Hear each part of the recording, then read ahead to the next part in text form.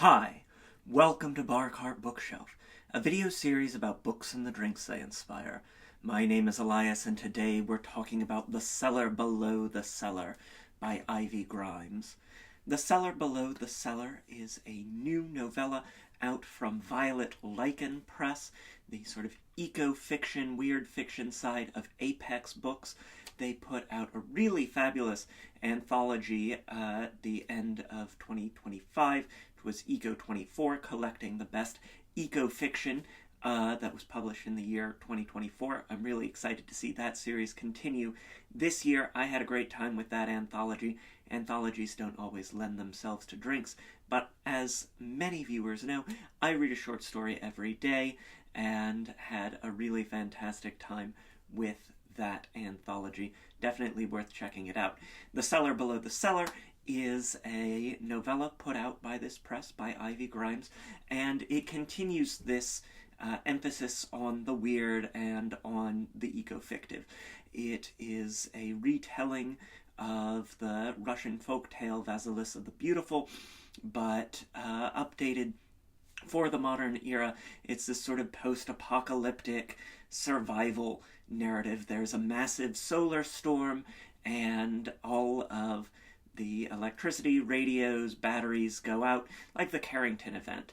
And so our young woman, our protagonist Jane, is trapped in this all of a sudden very regressive world, technologically regressive world, having to learn how to be sort of self-sustaining and how to live in a way that's separate from the conveniences of modern life under the tutelage of her grandmother, who is this sort of mysterious witch-like figure. And then we've got, all of these sort of folktale, dreamlike elements here in this very modern sort of post-apocalyptic setting. It's really a lot of fun. There are wonderful visuals of solar aurorae in the sky, and this focus on filtering water, on preparing food, on the hard work that it is to actually provide for yourself, and then these elements of sort of folkloric magic that begin to seep in more and more.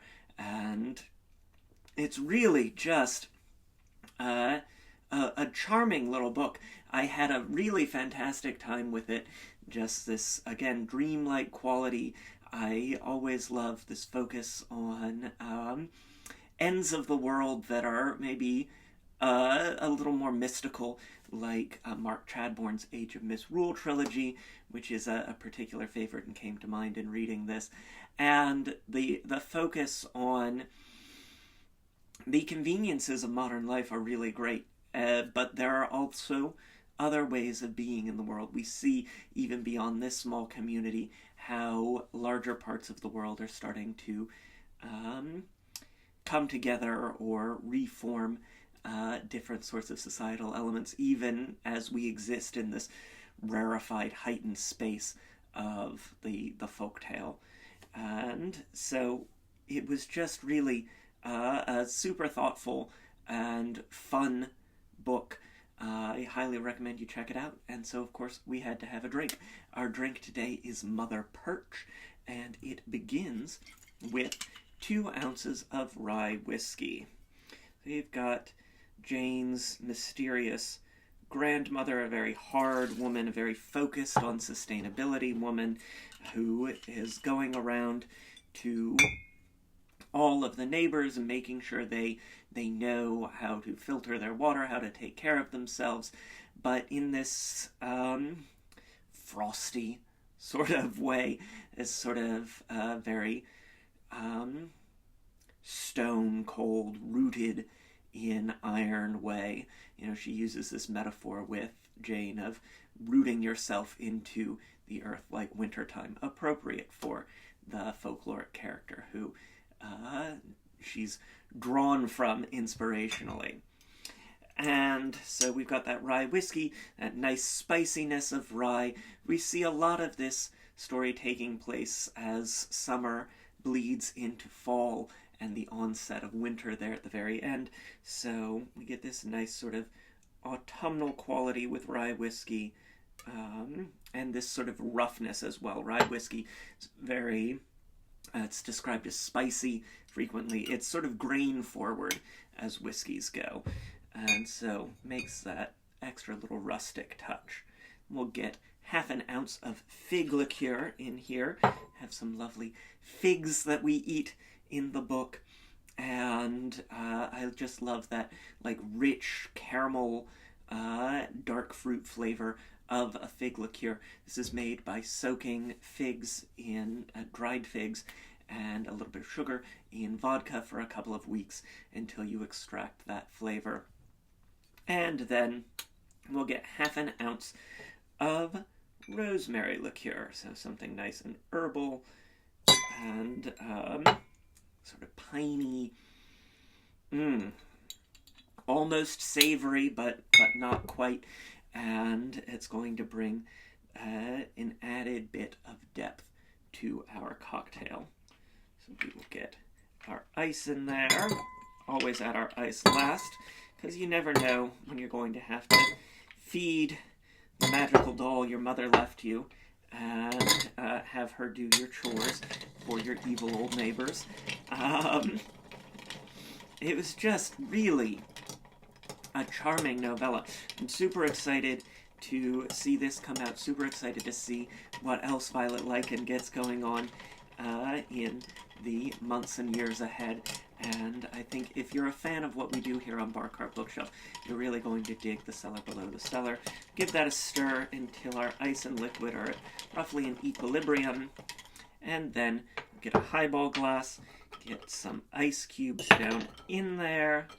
Fantastic. And strain into here. Perfect. And as you can see in the highball glass, we have some space still.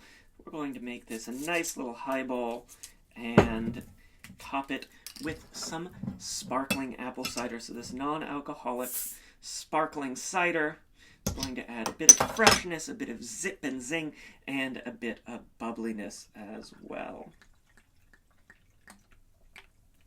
Perfect. Give that another quick stir just to bring everything together. And there you have it. This is the Mother Perch inspired by The Cellar Below the Cellar by Ivy Grimes. The Cellar Below the Cellar is available this week. I definitely encourage you to check it out. I had a really great time with it. I really dig a fantastic novella.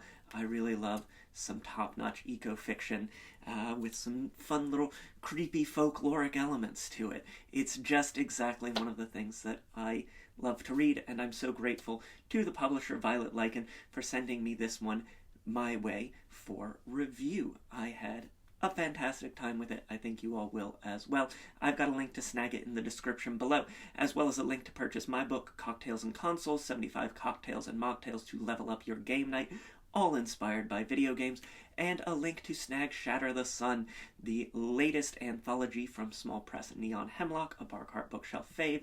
I have a short story in it, The Peacock Wizard and the Cave of the Serpent Queen, that I'm so excited to be sharing with you all this spring. Check those out, as well as the links to various forms of social media, including Blue Sky and Instagram, where there is always a written version of today's recipe. Try the drink, let me know what you think in the comments down below. Hit that like button, it makes me so happy when you do. Subscribe if you haven't already so you never miss an episode. And until next time, cheers.